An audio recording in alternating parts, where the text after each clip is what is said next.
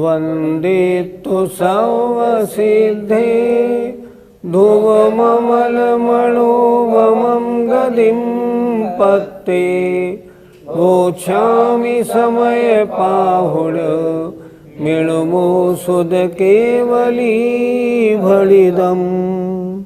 पंच परमेष्ठी भगवान की जय। समय सारजी ग्रंथराज में निश्चय सम्यक दर्शन के 8 अंगों की अद्भुत चर्चा हो रही है। किसी अन्य शास्त्र में इतनी सुंदर चर्चा देखने को नहीं मिलती। अभी तक 5 अंगों की चर्चा हो गई। पिछली ज्ञानशाला में आपने अमूढ़ दृष्टि और उपगुहन अंग की चर्चा सुनी। आज छठा अंग है स्थितिकरण।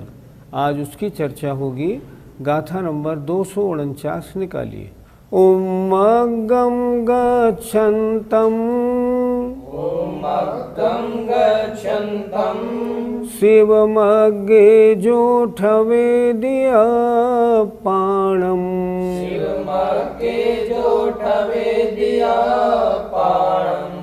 सोठिदिकरणेन जुदो सम्मादिट्ठी मुने दवो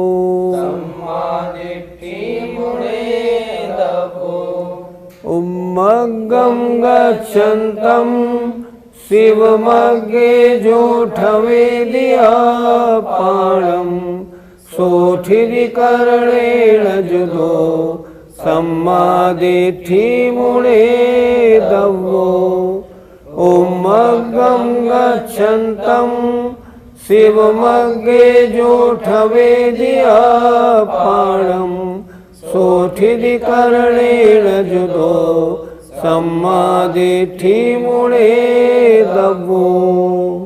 आइए शब्दार्थ समझते हैं।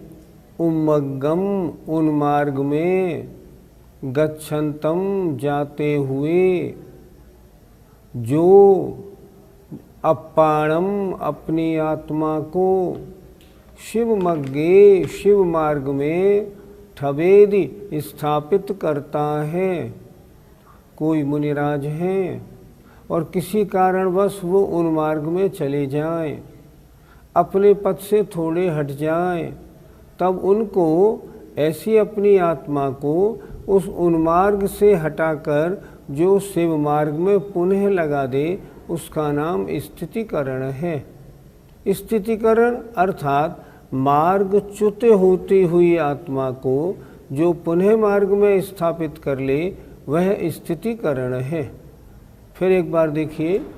उमग्गम उन मार्ग में, गच्छन्तम जाते हुए, अपाणम अपनी आत्मा को, शिवमग्गे शिव मार्ग में, जो ठवेद जो स्थापित करता है, पुनः सही मार्ग पर लाता है, सो मन वह ठिदिकरणेन जुदो स्थितिकरण से युक्त सम्यक दृष्टि जानना चाहिए। अर्थ देखें।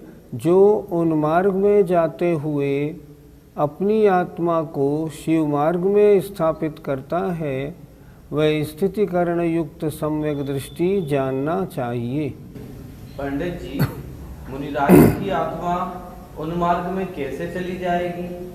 उन मार्ग में जाने के बहुत से रास्ते हैं। एक सत्य उदाहरण आपको बताता हूँ। वर्तमान के जितने आचार संघ हैं, उनमें एक आचार संघ में एक महाराज थे, बहुत ज्ञानी, चर्या बहुत अच्छी। लेकिन उनको क्या हो गया कि वो लोगों के हाथ देखने लगे और हाथ देख के उनको तरह तरह के यंत्र मंत्र बतलाने लगे। 1, 2, 4 दिन तो गाड़ी चली।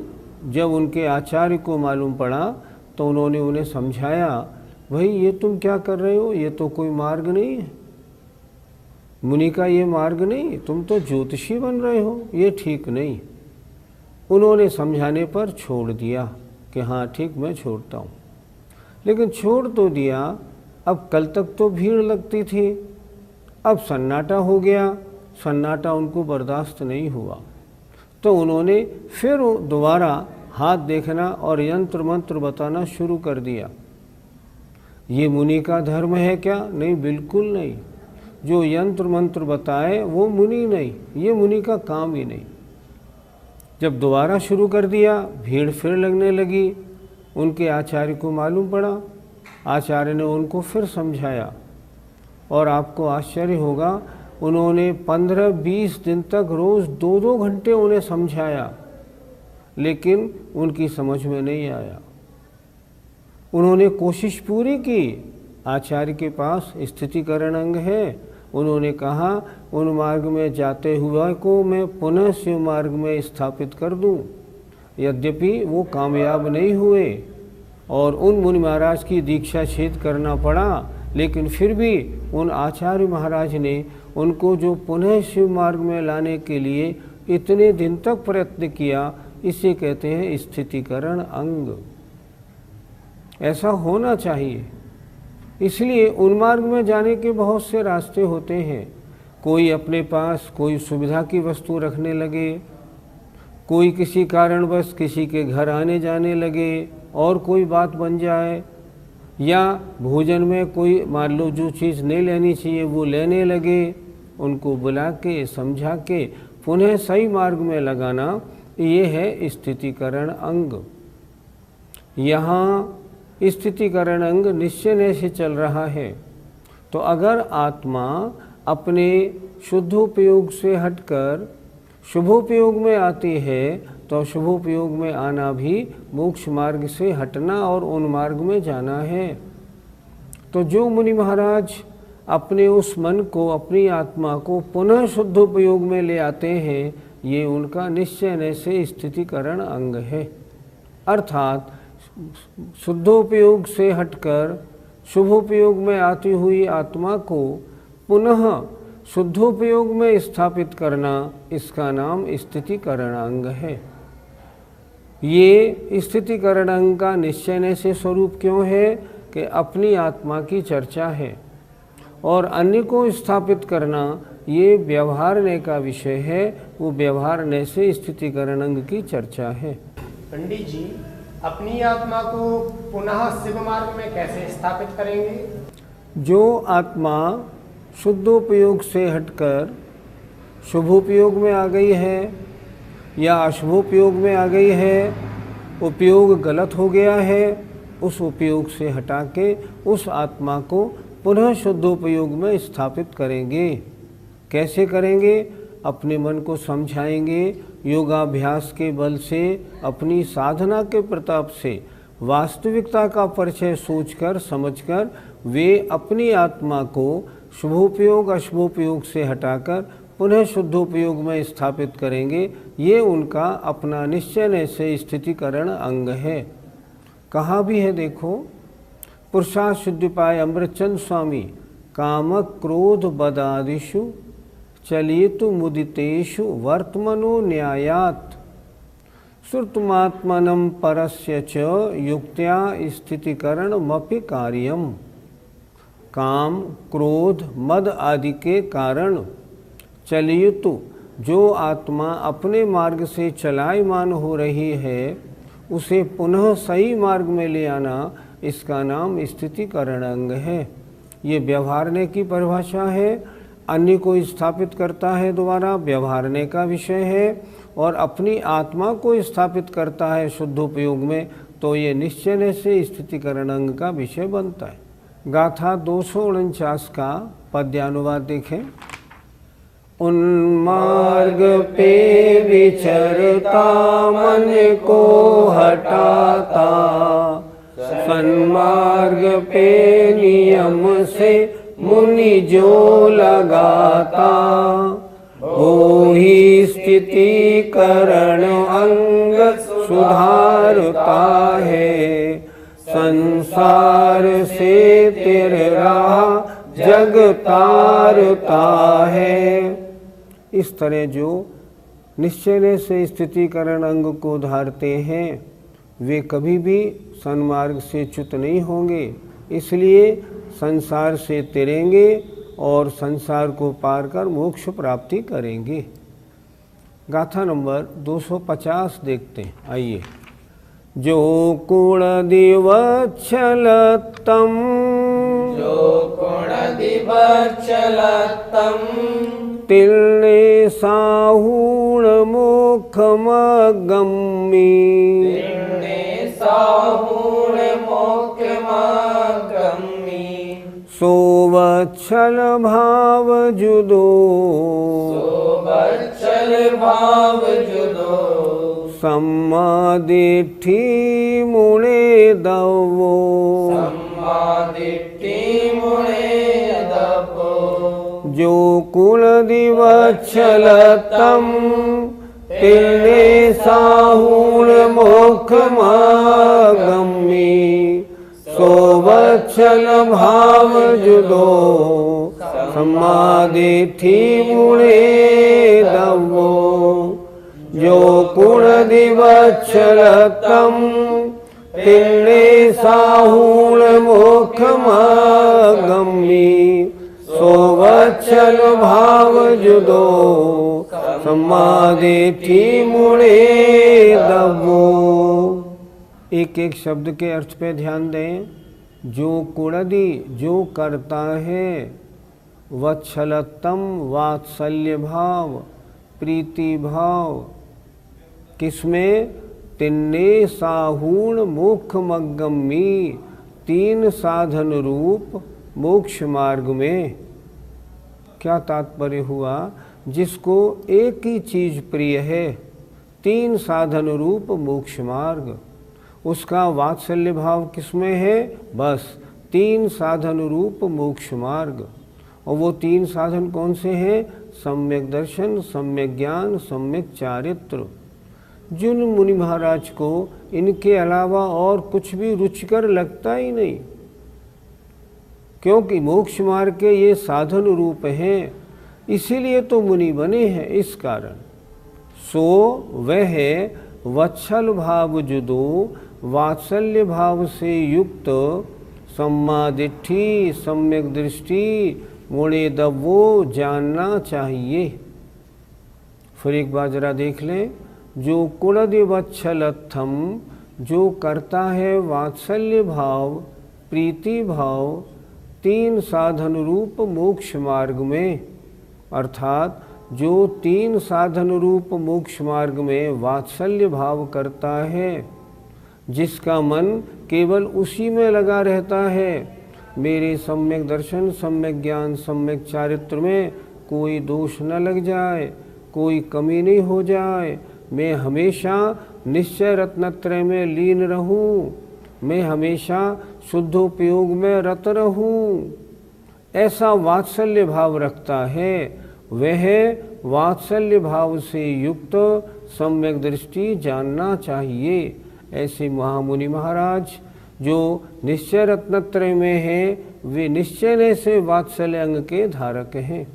अर्थ देखिए, जो आत्मा तीन सम्यक दर्शन, ज्ञान और चारित्र, इन तीन साधन रूप मोक्ष मार्ग में वात्सल्य भाव से युक्त है, उसे सम्यक दृष्टि, वीतराग सम्यक दृष्टि जानना चाहिए।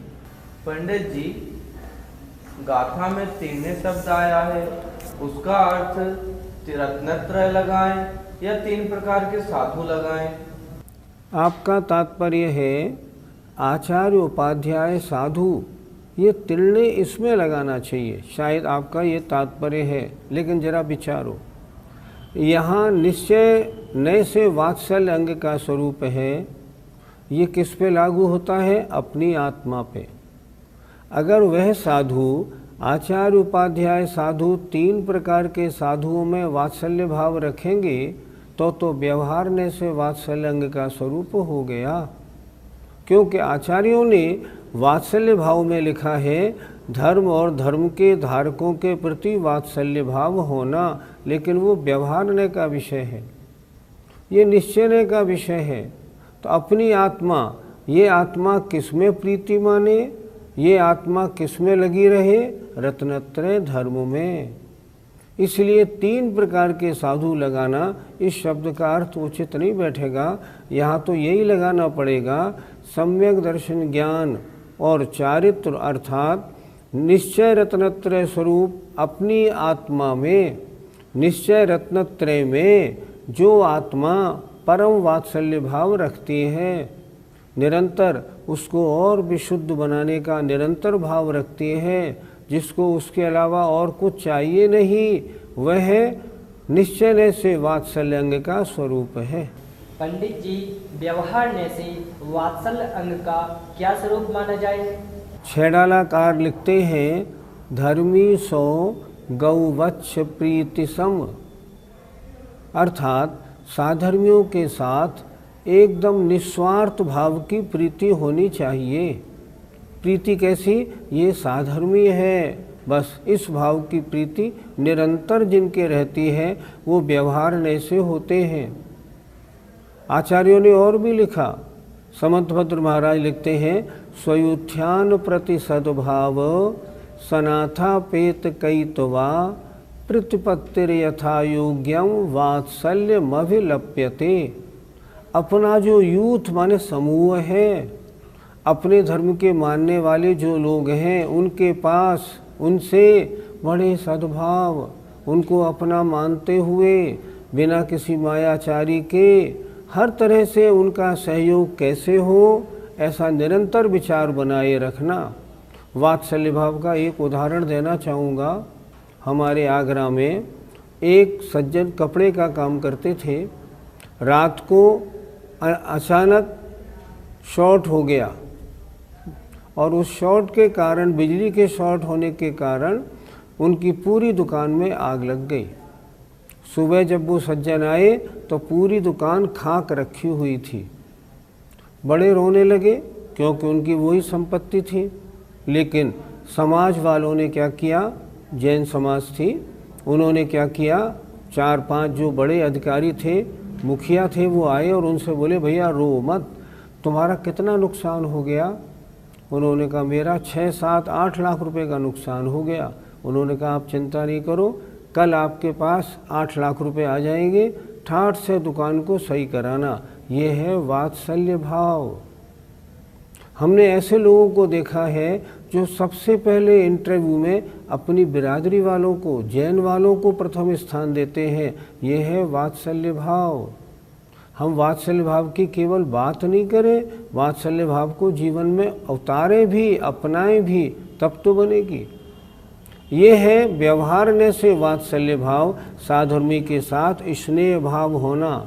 क्या उदाहरण दिया उन्होंने, गाय बछड़े की तरह। ये गाय बछड़े का उदाहरण क्यों दिया? गाय बछड़े को कितना प्यार करती है, लेकिन बछड़ा कभी गाय का कोई काम नहीं आता। निस्वार्थ भाव से प्रीति है। इसलिए हम किसी के साथ वात्सल्य भाव रखें, अपने स्वार्थ बस नहीं, निस्वार्थ भाव से। अगर ऐसा करेंगे ना तो व्यवहारने से वात्सल्य अंग माना जाएगा। हम गृहस्थी हैं, हम निश्चय के वात्सल्य अंग की बात तो कर नहीं सकते। हाँ, इतनी बात ज़रूर है, आज समझ लिया है, कभी बड़े भाग्यवशात अगर मुनि बनने की नौबत आई और अगर शुद्धोपयोगी कभी बने, मान लो, तब इस बात का ध्यान रखेंगे कि वहाँ भी निश्चय से 8 अंगों का पालन हो और 8 अंगों का पालन करेंगे। और जब तक अभी घर गृहस्थी में है तब तक वात्सल्य अंग पर हमें निरंतर चिंतन रखना चाहिए। साधर्मियों के साथ बहुत वात्सल्य भाव रखें और निस्वार्थ भाव रखें। पंडित जी, इससे लाभ क्या होगा? आचार्य जयसेन महाराज ने जब इस गाथा की टीका लिखी तब उन्होंने इस बात पर भी विचार किया इससे क्या लाभ होगा? उन्होंने बोला, किसी के साथ अगर वात्सल्य भाव नहीं रखोगे, हम निश्चय रत्नत्रय की अपेक्षा बात करें, अगर कोई मुनिराज है निश्चय रत्नत्रय के प्रति वात्सल्य नहीं रखेंगे तो क्या होगा? वो शोहोपयोग में आ जाएंगे, आश्रम बंद होने लगेगा, अभी तक ज्ञानी थे अब अज्ञानी कहलाएंगे। यदि हम गृहस्थ हैं, अगर मान लो हम साधर्मी के साथ वात्सल्य नहीं रखेंगे तो क्या होगा? साधर्मी के साथ अवात्सल्य भाव रखने के कारण जो कर्म बंध है वो होने लगेगा। क्यों? आप तो साधर्मी के साथ द्वेष भाव रखते हैं, कर्म बंध होगा। इसलिए अवात्सल्य भाव के कर्म बंध से बचने के लिए हम गृहस्थियों को भी साधर्मियों के साथ वात्सल्य भाव रखना चाहिए। मुनि महाराज तो वात्सल्य भाव में कितने लीन रहते हैं कि रंच मात्र भी अन्य कोई विचार मेरे मन में न आ जाए, उसके साधनों से भी दूर रहते हैं, निरंतर प्रयत्नशील रहते हैं कि मैं अपने स्वात्मानंद में डुबकी लगाता रहूं, और उसमें जो उन्हें आनंद आता है उसको तो वो ही जाने। लेकिन जब आचार्य कुंद कुंद महाराज ने आनंद का वर्णन किया है वो भी अद्भुत है। हमको पढ़ना चाहिए और भाव बनाना चाहिए, ऐसा आनंद हमें भी प्राप्त हो। गाथा 250 का पद्यानुवाद देखें। ज्ञानादि रत्नतियों में शिव पंथियों में वात्सल्य भाव रखता मुनि पुंगवों में, माना गया समय में समदृष्टि वाला, वात्सल्य अंग अवधारक शांतशाला। माना गया समय में, समय माने शास्त्रों में, शास्त्रों में ऐसे मुनि महाराज को समदृष्टि वाले अर्थात अभेद रत्नत्रय वाला कहा गया है। वे वात्सल्य अंग के धारक अत्यंत परम शांत मुनिराज होते हैं और उनका सम्यक दर्शन वीतराग सम्यक दर्शन होता है। जय जिनेन्द्र।